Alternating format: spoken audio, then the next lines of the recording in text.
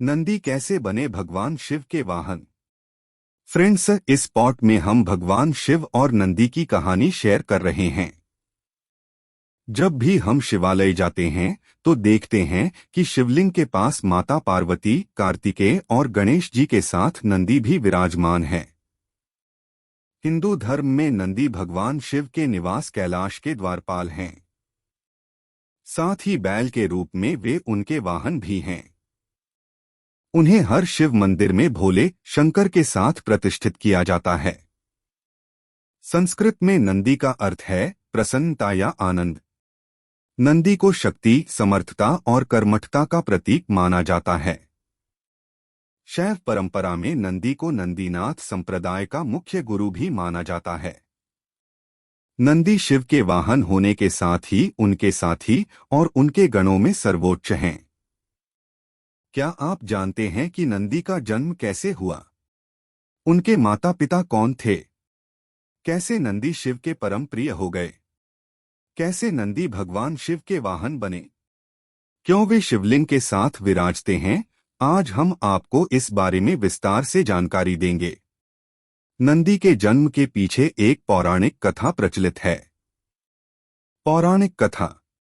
कथानुसार ब्रह्मचारी व्रत का पालन करते हुए एक बार शिलाद ऋषि को भय सताने लगा कि उनकी मृत्यु के बाद उनका संपूर्ण वंश समाप्त हो जाएगा। वे एक शिशु को गोद लेना चाहते थे, लेकिन वे चाहते थे कि जिस शिशु को वे गोद लें वह आध्यात्मिक हो तथा उस पर भगवान शिव की विशेष कृपा और आशीर्वाद हो। अपनी कामना की पूर्ति के लिए उन्होंने भगवान शिव का कठोर तप प्रारंभ किया।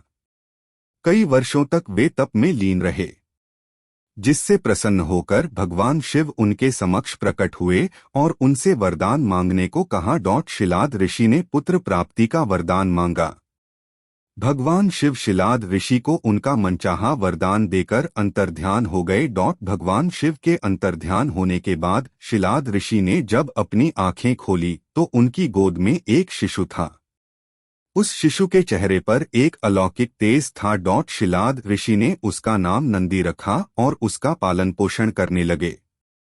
वे उससे बहुत स्नेह करते थे, किंतु नियति ने नंदी के लिए कुछ और ही लिख रखा था। एक दिन मित्र और वरुण नामक दो संत शिलाद ऋषि के आश्रम में पधारे। शिलाद ऋषि ने उनका खूब आदर सत्कार किया। नंदी ने भी उनकी बहुत सेवा की। प्रस्थान करते समय शिलाद ऋषि और नंदी ने दोनों संतों का आशीर्वाद लिया। संतों ने शिलाद ऋषि को दीर्घायु और खुशहाली का आशीर्वाद दिया। किंतु जब नंदी को आशीर्वाद देने की बारी आई तो उनके माथे पर चिंता की लकीरें खिंच गई। शिलाद ऋषि ने यह तुरंत भांप लिया। जब वे मित्र और वरुण ऋषि को आश्रम के बाहर तक छोड़ने गए तो उनसे पूछ लिया कि उन्होंने नंदी को लंबी आयु का आशीर्वाद क्यों नहीं दिया। तब दोनों संतों ने उन्हें बताया कि नंदी अल्पायु है। यह सुनकर शिलाद ऋषि चिंताग्रस्त हो गए।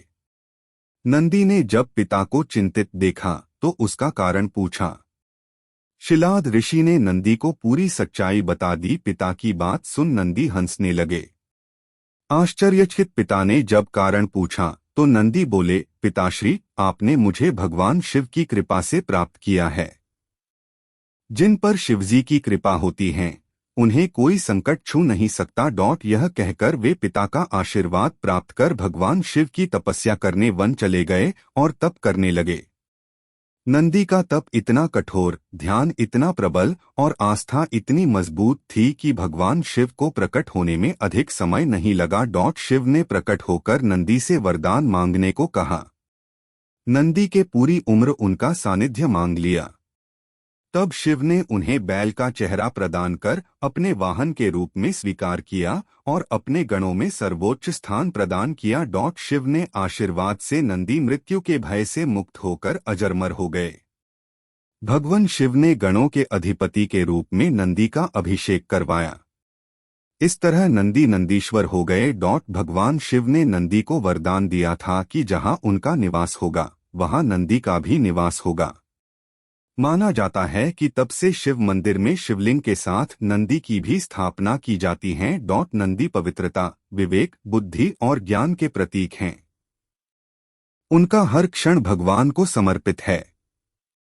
वे मनुष्य को शिक्षा देते हैं कि वे अपना हर क्षण परमात्मा की सेवा में अर्पित करें ताकि वे भगवान की कृपा के पात्र बन जाएं।